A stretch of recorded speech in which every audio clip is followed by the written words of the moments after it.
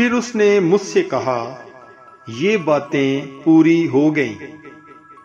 میں الفا اور امیگا یعنی ابتدا اور انتہا ہوں۔ میں پیاسے کو آب حیات کے چشمہ سے مفت پلاؤں گا۔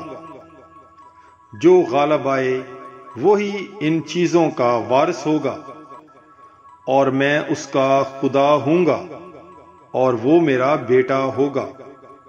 مگر بزدلوں اور بے ایمانوں اور گھنونے لوگوں اور خونیوں اور حرام کاروں اور جادوگروں اور بت پرستوں اور سب جھوٹوں کا حصہ آگ اور گندک سے جلنے والی جیل میں ہوگا۔ یہ دوسری موت ہے۔ مکاشفہ کی کتاب 21 باب 6 تا 8 آیت تک۔ God bless you. Bible is life.